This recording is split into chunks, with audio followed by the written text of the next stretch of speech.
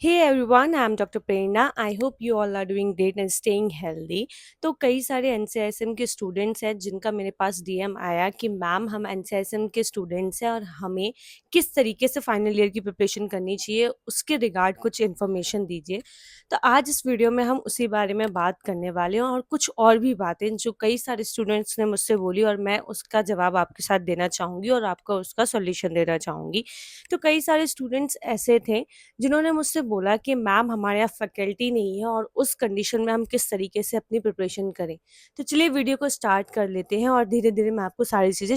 तो सबसे पहली चीज़, जिस भी कॉलेज में अगर फैकल्टी नहीं है, टीचर्स अवेलेबल नहीं है, जो गलती आपके सीनियर्स से गलती की वो आपको नहीं करनी है। आपको इस बारे में अपने कॉलेज से बात करनी है और यूनिटी के साथ करनी है।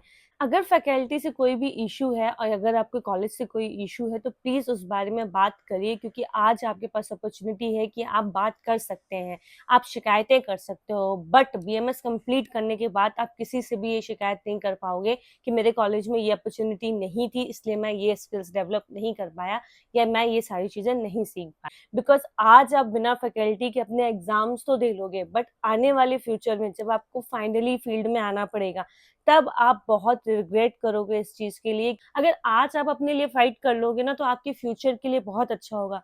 तो सारे फ्रेंड्स, सारे स्टूडेंट्स यूनिटी बना के, अगर आपके यहाँ फैकल्टी नहीं है, जाओ अपने प्रिंसिपल से बात करो। प्रिंसिपल से अगर बात करने से कोई बात नहीं बन रही है तो आप उससे आगे के अथॉरिटी पे जाओ।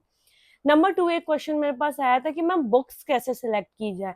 देखो यार, हम लोग जब अपने प्रॉफ में थे तो हमारे सीनियर्स या हमारे जो टीचर्स होते थे वो ही हमें गाइड करते थे कि आपको ये बुक्स लेनी है।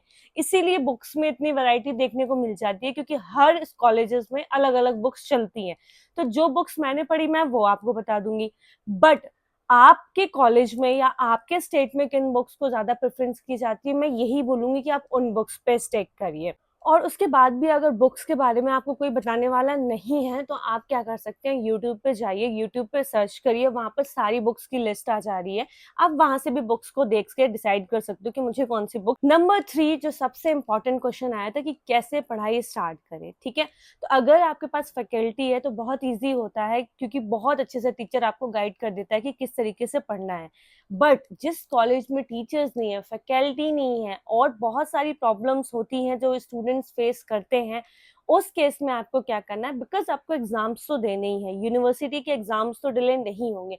उस कंडीशन में आपको क्या करना है, सबसे पहली चीज अपने सिलेबस को प्रिंट आउट करवाना है। एक प्रिंट आउट कॉपी जरूर होनी चाहिए स्टूडेंट के पास। उसके बाद आपको क्या करना है, अपने सिलेबस के अकॉर्डिंगली पढ़ना स्टार्ट करना है। अब पढ़ने के लिए ना, आप अगर अकेले खुद से बुक पढ़ने बैठोगे तो आप नहीं पढ़ पाओगे, क्योंकि आपका मन ही नहीं लगेगा उसे पढ़ने के लिए। सबसे पहली चीज, आप ना ऑफलाइन किसी भी टीचर से जाके पढ़ सकते हो।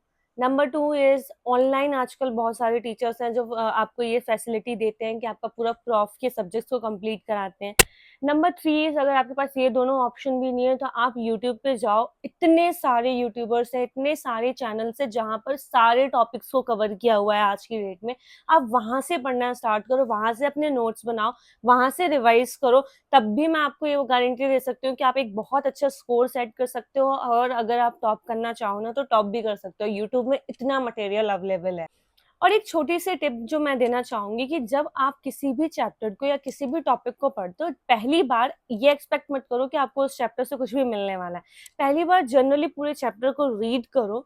सेकेंड बारी जब उस चैप्टर को रीड कर रहे हो तब उसके नोट्स बनाओ।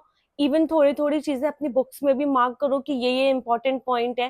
थर्ड बारी में आप फाइनली नोट्स को फाइनलाइज कर दीजिए कि इस टॉपिक का ये फाइनल नोट्स है, उसमें जो एमसीक्यू वाले पॉइंट्स हैं उनको भी हाईलाइट कर दीजिए।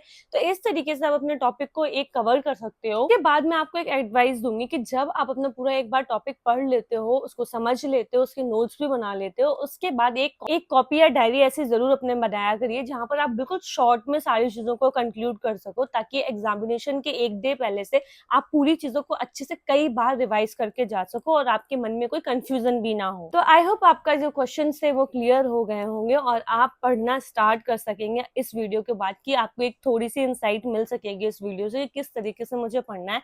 और अगर अभी भी किसी को कोई भी डाउट है तो मुझे कमेंट कर सकता है, डीएम भी कर सकता है। अगर वीडियो पसंद आया तो प्लीज वीडियो को लाइक कर देना, मेरे चैनल को सब्सक्राइब कर लेना। Thank you for watching my channel. Bye bye.